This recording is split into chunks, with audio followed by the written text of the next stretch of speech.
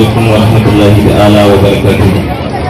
Da farko dai ina godiya ga Allah subhanahu wa ta'ala wanda ya ba mu damammaki waɗanda ake tunanin cewar ba mu isa mu kai ga waɗannan damammaki ba.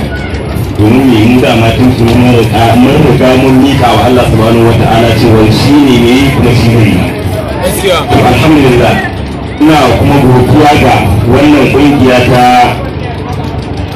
mahauta wacce su haɗa wannan taro domin taya injiniya Abba Kabir Yusuf murna samun nasarar da ya yi a kotun koli.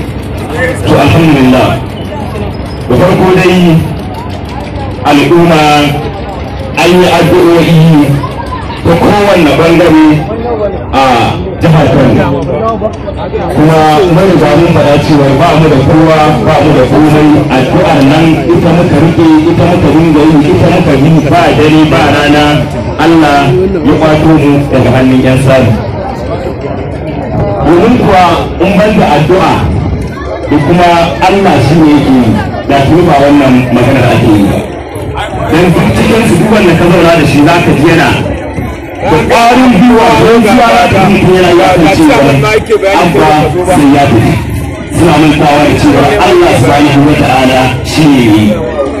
Dan akwai wani a cikin ƙarfar hukumar neman gado abin da ya ce idan abba ta gudu Yusuf ya zarce a wannan gwamnatin to sai ya saki matansa guda uku, kuma a yanzu sun ga wasu kwafi ya sake su.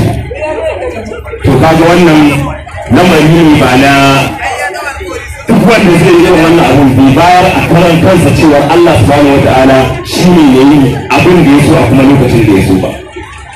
Saboda haka muna godiya ga Allah subhanahu wa ta'ala a bisa wannan nasara da ya bamu. Ba mu da abin da zari ba karfin mu bane ba iyawar mu bace ba, iko ne nasa wanda shi ne a cikin ikonsa a cikin kuma mulkinsa a cikin kudirarsa yake ba da mulki ga wanda ya so ya faɗa. Saboda haka muna godiya ga Allah subhanahu wa ta'ala, kuma muna godiya ga shugabanninmu na cikin ƙaramar hukumar dawakin Kufa. A nan na hango akwai ciyaman kokas wa Alhaji Sini Ukunniya yana ɗawainiya akan lamarin kwankwasiya.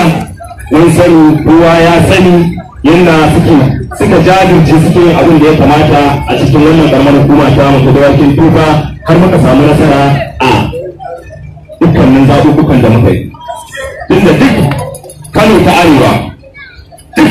Arewa babu ƙaramar hukumar da ta sassaka ƙuri'u aka tayar da APC kamar ƙaramar hukumar da wajen Kufa. Kuma haka duk Kano ta Arewa babu wani ɗan majalisar tarayya da ya ci wanda namu, ba wani ɗan majalisar tarayya da ya ci a Kano ta Arewa sai namu. Me kawo haka?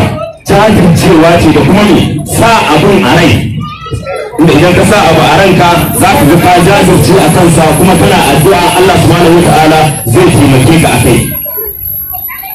Mun nuna wa ƴan APC cewa ba su isa ba tun daga zaben majalisar tarayya. Idan muka duba cewa a Tijjani Abdulkadir Joba da wa suka yi takara da ɗan gwamna ya takara, aka zo aka kayar da shi. Da yana da yadda zai yi tun a wannan lokacin ya kamata a ce ya yi yadda zai dan sai a ci. To kaga ba shi yake bayarwa ba, sun manta da cewa ba mutum ne yake yi ba Allah ne yake yi. Saboda haka muna godiya ga Allah, ina kuma ƙara miƙa godiya ta ga wannan ƙungiya ta mahauta ta ƙaramar hukumar dawakin Kufa. Allah ya tabbatar da alkhairi, Allah ya ƙaro mana nasarori a cikin wannan tafiya ta mu alfarmar sunna Rasulullahi sallallahu alaihi wasallam.